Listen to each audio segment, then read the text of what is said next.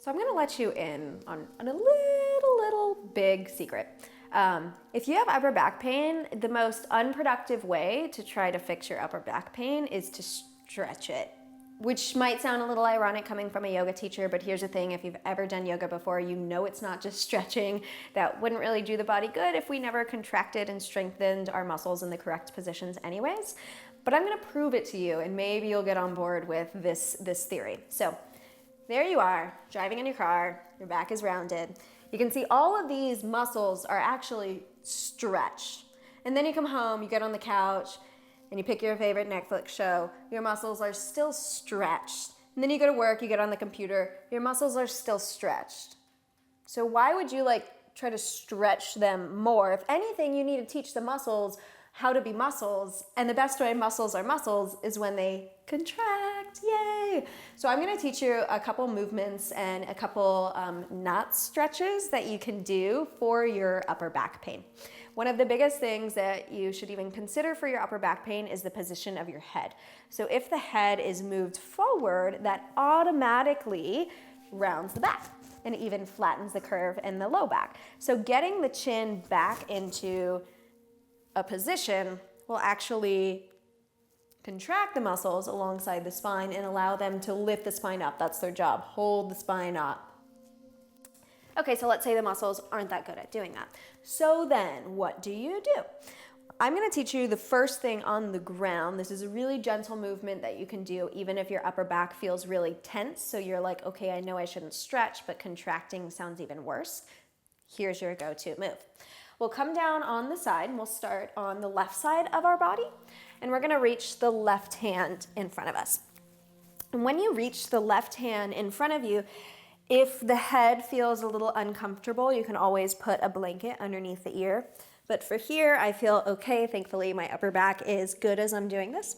We'll bring the right hand on top of the left hand, and we're gonna hug the knees high up into our chest. So we'll take the twist out of the low back, which is not even supposed to twist that much anyways, and that'll move the twist into the part of the spine that was made to twist, which is your upper back. So this is called the open book twist, and as you breathe in, we'll reach the right arm up towards the ceiling. Follow the fingertips with your gaze so the rib cage is rotating up too. And then on the exhale, you'll bring the right arm behind you. Now notice how I'm not just bringing the arm behind me, I'm letting my entire rib cage roll, and my gaze also follows over into that twist. So we'll inhale, right arm lifts back up. As you exhale, the right hand comes on top of the left hand. Now you try it with the length of your own breath. Inhale, top arm lifts. Exhale, that top arm comes behind you. The entire rib cage rotates. And we'll inhale all the way back over. So one breath, one movement this time. Inhale here. And as you exhale, reach up and roll back. Try that 2 more times. Inhale, palms together. Exhale, top arm comes up and behind you.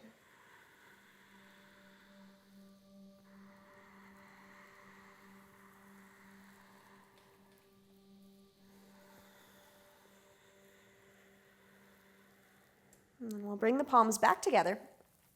And let's say that one doesn't feel too great on your shoulder. Maybe you have a past shoulder injury or a past shoulder impingement. You can do the same exact movement, but holding the shoulder and pointing the elbow up. So that takes the weight of the arm away, and you can still find that rotation through the rib cage.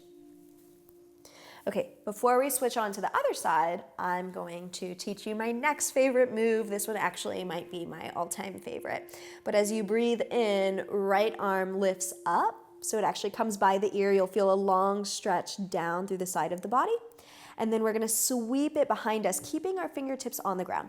Now, if you're already laughing at me, my fingertips cannot stay on the ground the entire time I twist, we'll take that idea of holding the shoulder again. So as you breathe in, bring the bicep alongside the ear, and then start to rotate the rib cage up towards the ceiling. The elbow will point behind you.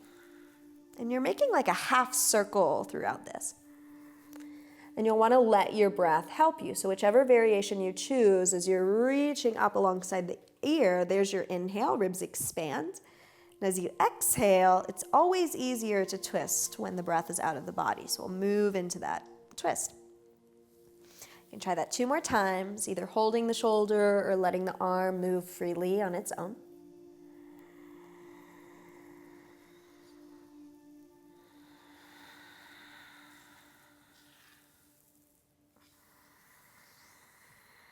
And once you feel how good this feels, you'll pretty much just turn your yoga practice into rolling on the floor like me.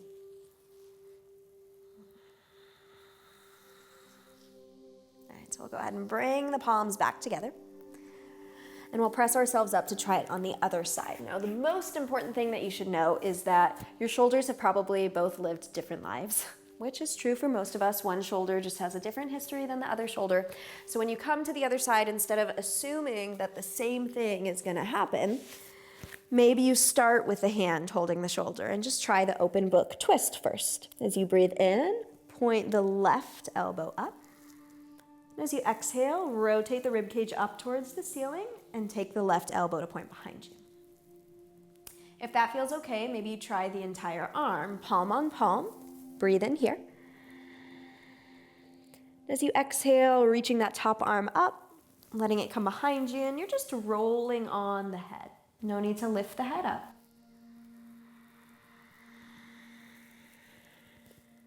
And we'll take 2 more rounds of this twist.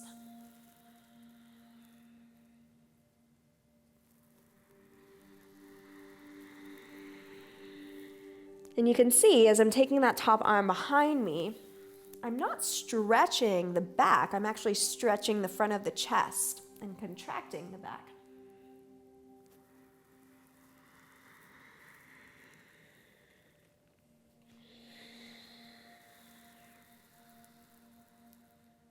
Now we'll go for the sweepy version. I don't actually have a name for that twist, so maybe you can help me make a name. Start with either holding the shoulder or releasing the arm, full weight, whatever you feel best with doing. This time we're going to bring the left arm up by the ear. Keep the fingertips on the ground and sweep the hand behind you. So the palm will start to face up. You'll start to show the armpit up. And you might take the gaze in the other direction. Inhale, arm alongside the ear. As you exhale, sweeping it behind you, head, neck, chest, shoulders, they're all doing the same thing. It's not just one thing moving, it's everything together.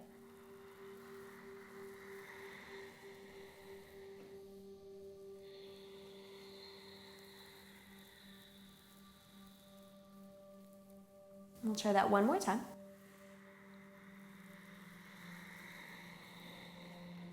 Sweeping the arm up and over your ear, relax the elbow, let it bend.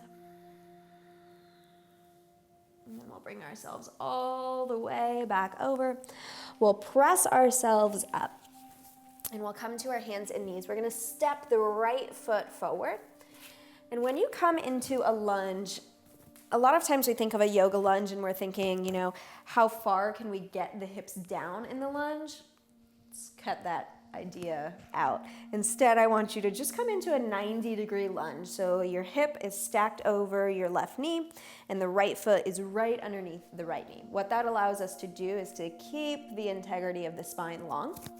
And I like to pretend I have some suspenders on here so you can imagine the front of the hips being pulled up towards the front of the shoulders instead of dropping the hips down and getting more of a sassy back. So front of the hips pull up. We'll bring the left hand down towards the ground, and we're gonna make those same windmill movements with our arms. We'll start with the right arm reaching forward, and then start to reach the right arm up towards the ceiling and behind you. Now we're gonna exaggerate this a little bit. So whenever you round the chest down and reach the arm forward, let the entire body be moved forward, let the entire body be moved up, and then reach back. So we'll take 2 more rounds like that. As you're breathing in, notice where it feels most comfortable to breathe in, probably while you're reaching forward or up. And it'll probably be most comfortable to breathe out as you're reaching out or rounding down. We'll take 1 more windmill like that, always prioritizing sweeping the shoulders back. And exhale, hands come down. So we'll just switch that up. Step the right foot back. Left foot comes forward. The right hand will stay down on the ground. And we'll begin with the left hand reaching forward. So as you're breathing in, the entire upper back moves forward. And as you exhale, start to reach up. Let the rib cage rotate with you and then reach back. And then at your own pace, just breathe and move.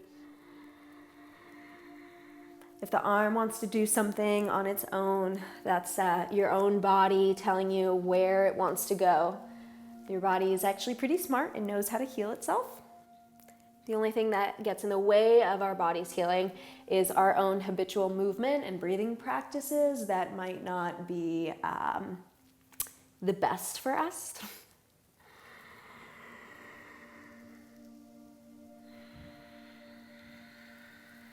We'll take one more round, big sweep up, roll the shoulder back,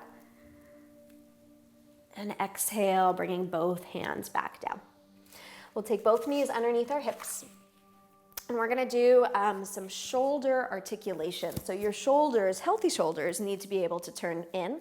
That's internal rotation. And your shoulders need to be able to turn out, external rotation. And what usually happens with our lifestyle is we get really, really good at turning the shoulders in, and we get really, really bad at turning the shoulders out. So we'll rest the hands down by the sides. Reach out through the fingertips and let the arms drift away from you. So if you're on top of a hill and there's wind blowing, you could feel it underneath your armpits. As you start to breathe in, let the arms raise up. And as you exhale, begin to bend the elbows. And when you're bending the elbows, you're trying to bring the fingertips together behind the head.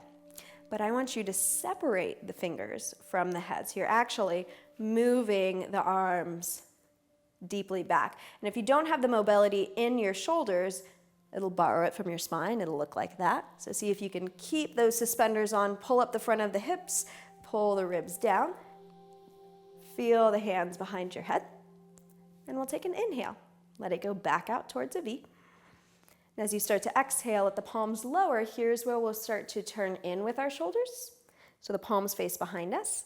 Take a bend in the elbows and the fingertips meet behind the back.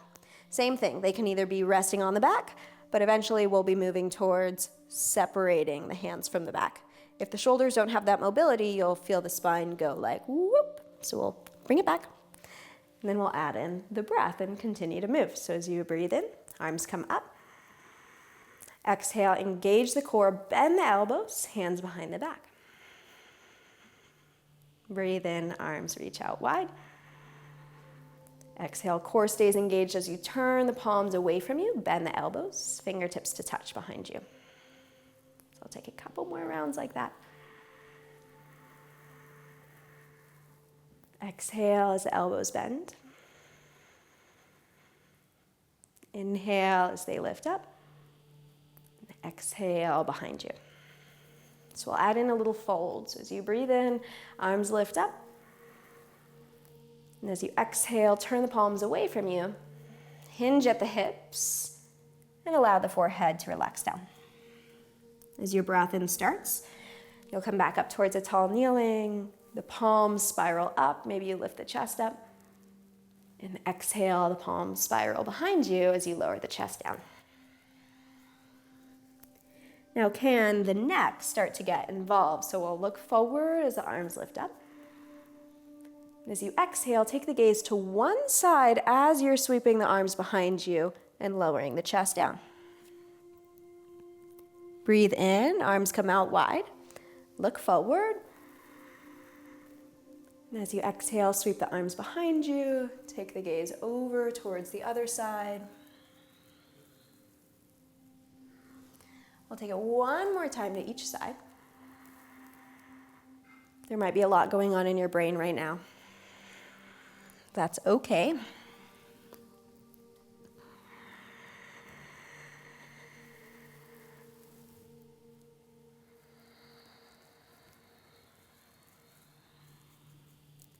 Final inhale, go ahead and let the arms open up wide. And as you exhale, you can sit on your hips or sit on your heels. We'll relax the hands down onto our thighs. And I'd like you to just close the eyes for a moment. As you breathe in through the nose and out through the nose, Just pay some attention to your upper back. Notice if it feels any different now. Know that your upper back should be strong, not stretched.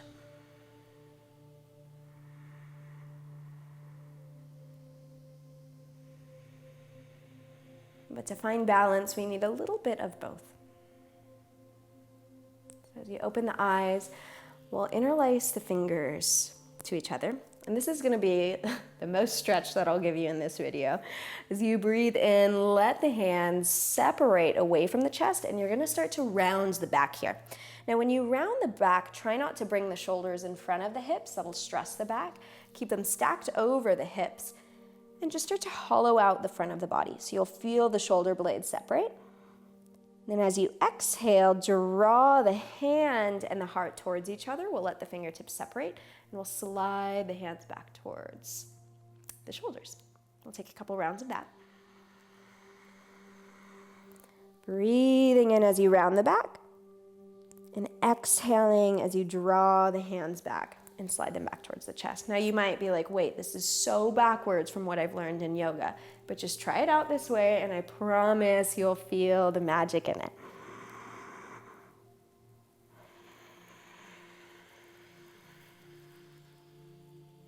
We'll take one more round together.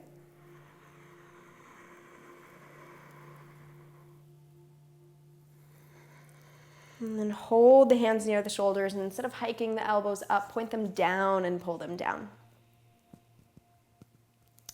And relax the hands down. You can give yourself a couple shoulder rolls.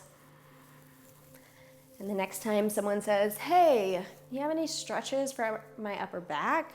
You can like go all professional on them and be like, you know, you should really contract those muscles. Thanks for practicing. If you want more unconventional yoga and yoga therapy ideas, connect with me on Instagram. My name is Savannah V, and I would love, love, love to hear from you. Namaste.